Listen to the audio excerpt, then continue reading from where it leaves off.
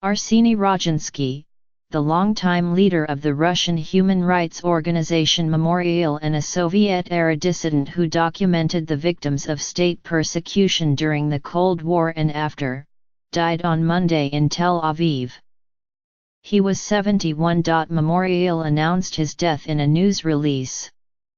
He had cancer and had gone to Israel for treatment as his condition worsened, friends said. Israel is a common destination for Russian Jews, like Mr. Roginsky, seeking cancer care. Mr. Roginsky waged his longest battle with the ghosts of Russia's past.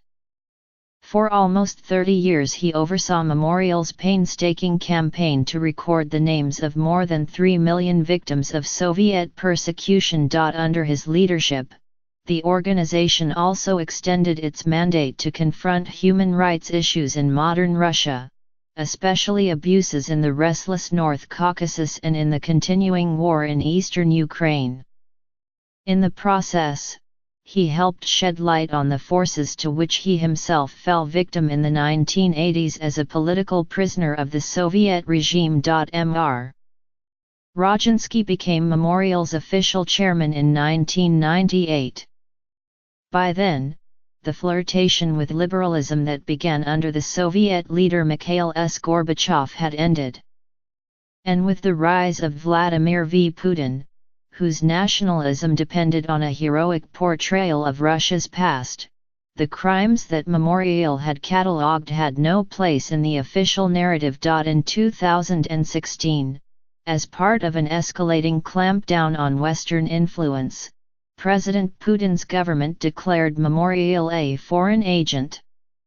The group's offices were raided for evidence of foreign funding, and Memorial was fined for refusing to accept the foreign agent designation. Nevertheless, the group remains a pillar of the global human rights movement. Arseny Roginsky, by launching Memorial, made a concern with the past an integral element of the ongoing record of the human rights movement, said Arseny, co-founder of Human Rights Watch and President Emeritus of the Open Society Foundations. That was incredibly important. Mr. Roginsky's personal history reflects Russia's struggle to reckon with its turbulent past. Arseny Borisovich Roginsky was born on March 30, 1946, in a remote outpost in the northern region of Arkhangelsk.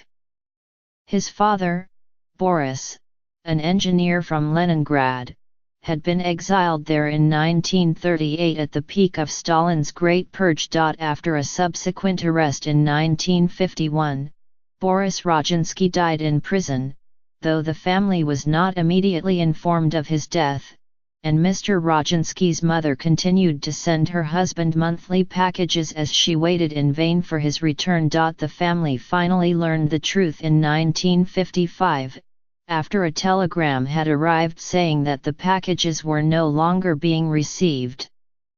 The father had had a heart attack, they discovered. His father's terrible fate, and a desire to comprehend it, shaped Mr. Roginsky's life, according to his close friend and fellow historian Lev Lurie. Mr.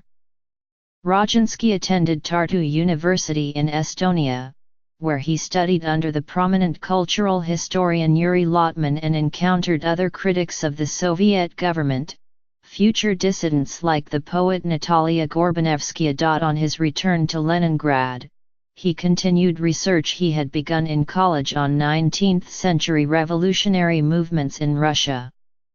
He also began collecting Stalin-era documents. In 1968, he began a decade-long stint as an archivist at Leningrad's main public library while teaching evening courses in history. In 1975, Mr. Roginsky and several fellow historians started Memory, Paymayat, an underground history journal. In the prologue to the first edition, they wrote, "We see it as our duty to rescue from oblivion all those historical facts and names that are currently doomed to perish or disappear." They began chronicling the fates of people who had been deemed enemies of the state, who had been tortured or executed, whose families had been forcibly split up. They also recorded the names of those who had reported others to the authorities. Afraid that the KGB, the secret police, would discover their work, they often buried it, to protect their sources. Mr. Roginsky's troubles began soon after. In 1977, the Soviet authorities began bugging his phone and showing up at his apartment to search it. 2 years later he was barred from teaching. In April 1981, he was told to emigrate or face jail and given 10 days to decide. He stayed. He was then arrested and charged with the publication of documents in an anti-Soviet foreign journal and with forging signatures on documents he had used to gain entry to Leningrad archives. On December 4, 1981, awaiting his sentencing in court, Mr. Roginsky read out a remarkable 12-page statement that challenged the official view of archives as a trove of information to be kept from prying eyes. Ultimately, he declared, this whole system of measures to restrict access to primary documents, to real historical information, creates fertile soil for false and even intentionally skewed treatment of the Russian historical process. This system needs to change. He was sentenced to 4 years imprisonment and served out the term in 3 different labor camps. The system did change. When Mr. Roginsky was released, the Soviet Union was celebrating the emergence of Mr. Gorbachev, whose liberalizing programs, known as Perestroika and Glasnost, had lifted press censorship and fostered a new debate about the darkest pages of Soviet history. Mr. Roginsky soon found a new spiritual and intellectual home in Memorial, one of a number of human rights organizations in a nascent civil society movement. Oleg Orlov, a Memorial founder, recalled meeting Mr. Roginsky in the spring of 1988. He said in an interview that Mr. Roginsky had immediately become the movement's driving force. He became our leader, without a doubt, he said. On Friday, the organization held an 8-hour vigil for Mr. Roginsky at its headquarters in central Moscow.